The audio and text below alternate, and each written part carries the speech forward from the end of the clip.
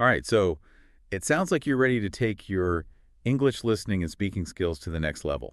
We've got some research articles and even a YouTube video script here all about mastering the art of communication. I've got to say, some of this stuff is really eye-opening, even for someone like me who spends all day talking. It's fascinating, isn't it? We often get so caught up in what we're saying that we forget the other half of the equation, truly listening to understand. That's so true. I mean, we all know listening is important, but this YouTube video, it really drives home the point that it's not just about hearing the words. It's about, actively engaging with what's being said, picking up on those subtle cues, and really digging into the meaning. Think about it this way.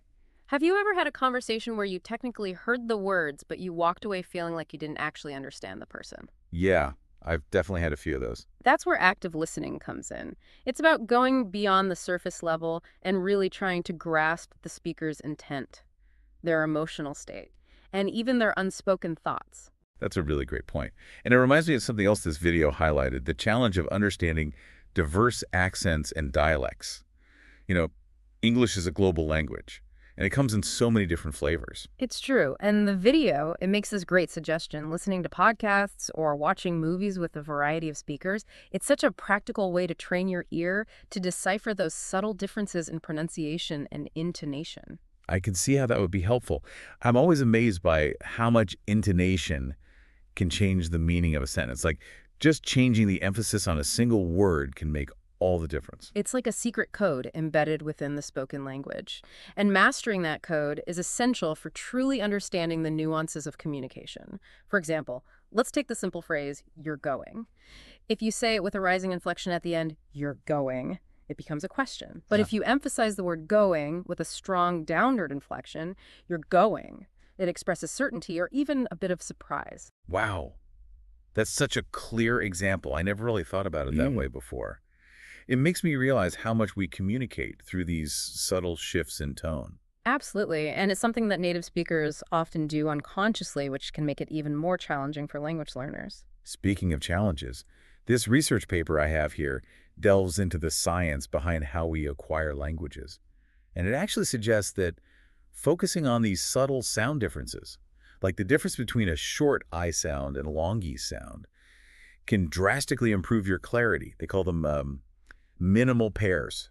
Fascinating stuff. It's all about training your ear to discern those subtle distinctions. And once you can hear the differences, you're well on your way to producing them accurately yourself. It's like learning to see the individual brushstrokes in a painting. It unlocks a whole new level of appreciation. That's a great analogy. So we've talked a lot about listening, but what about speaking up with confidence? That's a big part of effective communication too, right? Of course. And this video acknowledges that it can be intimidating, especially for learners who are worried about making mistakes. But the key is to remember that mistakes are an inevitable part of the learning process.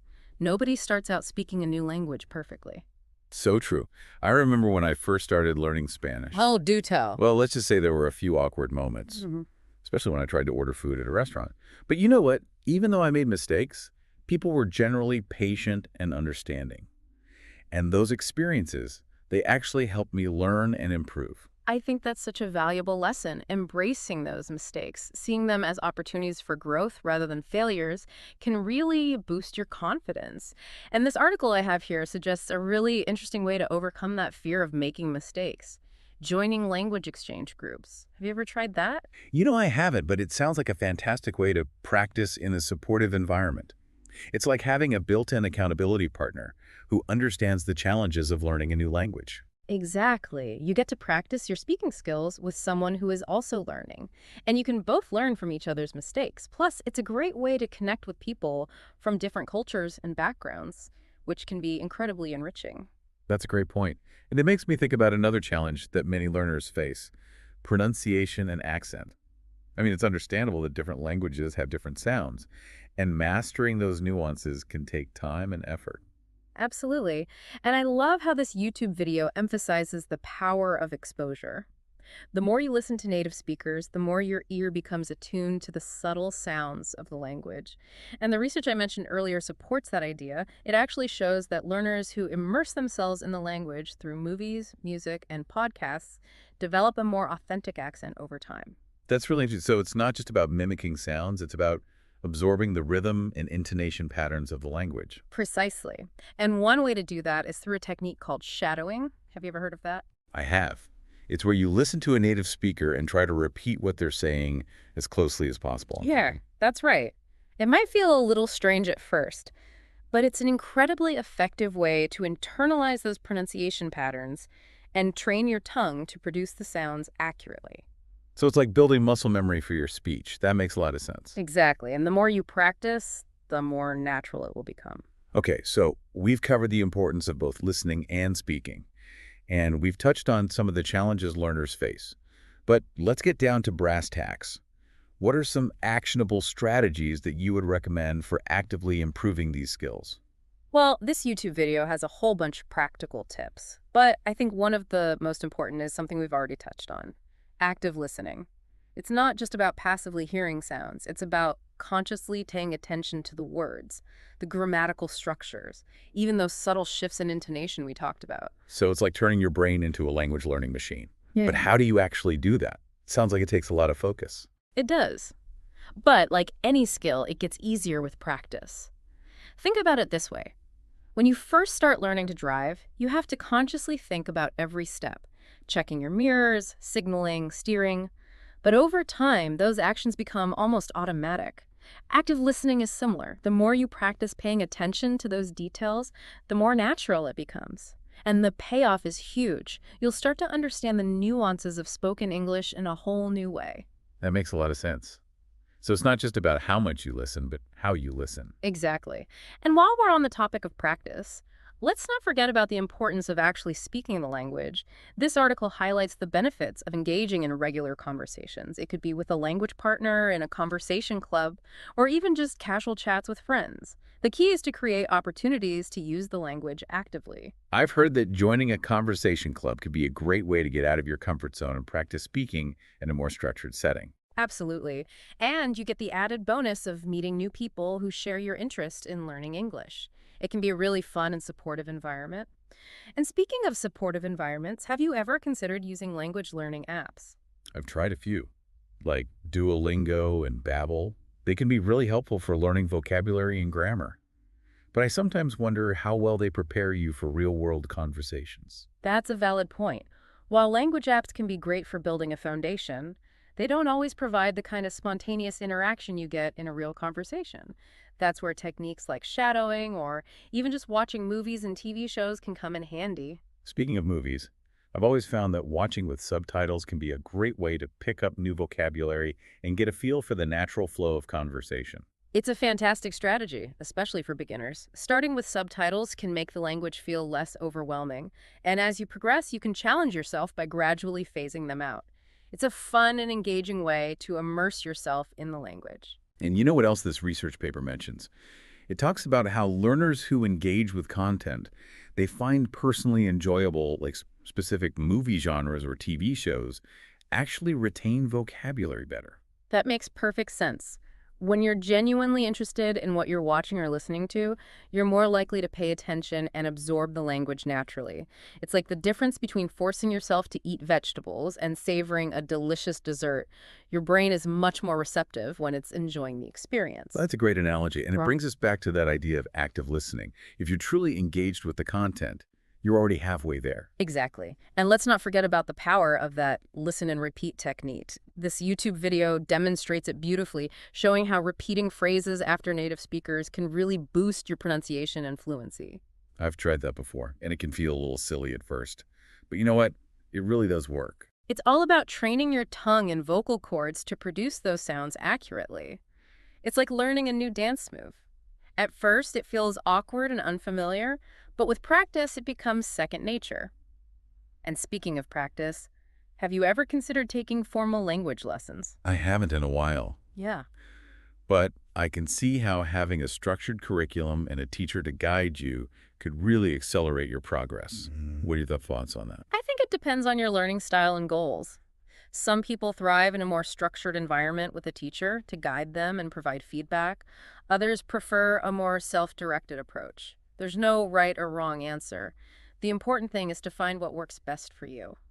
That's a great point. I guess it's all about finding the right balance between structure and flexibility. Mm. And speaking of finding what works best for you, this research paper I have here actually delves into different learning styles and how they can impact language acquisition. Oh, that's interesting. What does it say? Well, it suggests that people who are more visual learners might benefit from using flashcards or watching videos, while auditory learners might prefer listening to podcasts or music. And kinesthetic learners, those who learn best through movement and hands-on experiences, might find that role-playing or participating in language exchange groups is more effective. That makes so much sense. It highlights the importance of being aware of your own learning style and tailoring your approach accordingly. It's like finding the right key to unlock your language learning potential. I love that analogy. So we've covered a ton of ground here, from the importance of active listening and building vocabulary to practicing pronunciation and embracing mistakes. And we've explored a range of strategies for improving those skills, from language learning apps to conversation clubs to simply immersing yourself in English language media. And it's clear that consistent practice is key. Whether it's through engaging in conversations, using those apps, watching movies, or even just listening to music, the more you use the language, the more comfortable and confident you'll become. Totally. It's like anything else. The more you put in, the more you get out. But, what I find particularly inspiring about all of this is how it emphasizes the transformative power of language skills. It's not just about being able to communicate effectively, it's about unlocking a whole world of opportunities. Exactly. Being able to understand and be understood opens doors to new friendships, travel experiences, career advancements. The possibilities are endless. It's about connecting with people from all walks of life, sharing ideas, Yeah. and expanding your horizons. And in today's increasingly interconnected world, those skills are more valuable than ever. So true. And, I think it's important to remember that language learning is a journey, not a destination. It's an ongoing process of discovery and growth. Absolutely. There's always something new to learn, a new accent to decipher, a new expression to master. And that's what makes it so exciting. It's a lifelong adventure. It really is. Yeah. And, one thing that really struck me while going through all these sources is how much emphasis they place on the importance of finding your own voice, your own style of communication. That's a great point. It's not just about mimicking native speakers. It's about developing your own unique way of expressing yourself in English. Exactly. And that's something that takes time and practice, but it's so rewarding when you start to feel like you're really owning the language. It's like finding your own rhythm within the music of the language. And that's what makes communication so beautiful. It's a tapestry of different voices, each one unique and valuable. So as we wrap up this deep dive into essential skills for effective communication, we want to leave you with a thought-provoking question. What strategies have you found most effective in improving your own English skills? We'd love to hear your insights and experiences. Maybe you've discovered a fantastic language learning resource. Or perhaps you found that a particular technique has been a game changer for you. Whatever your experience, we encourage you to reflect on it, to keep experimenting, and to keep embracing the joy of learning. Because at the end of the day, that's what it's all about. The joy of connecting, the joy of expressing yourself, the joy of discovering the world through the power of language. Ever feel like you're just kind of skimming the surface in conversations? Like maybe you're catching the main idea, but you're missing some of those finer points or something. Well, today we're going to do a deep dive into a YouTube video script all about those essential skills for mastering listening and speaking in English. Yeah, it's interesting. We often put so much emphasis on speaking fluently, but, strong communication, it really starts with being a good listener. Okay, so let's kind of unpack this a little bit. The script really emphasizes just how crucial listening is, not just for understanding what someone's saying, but like for picking up new vocabulary and even those little subtle cues that can change the entire meaning of a sentence. Exactly. Take a simple phrase like, you're going. Now, imagine those same words spoken with a rising inflection, like you're going. It suddenly becomes a question, right? That's prosody in action. That's the rhythm, stress, and intonation of speech. So it's like the music of language. You can say the same words, but how you say them makes all the difference. Precisely. Mastering prosody is key to both understanding and being understood. Think about practicing stress and intonation like this.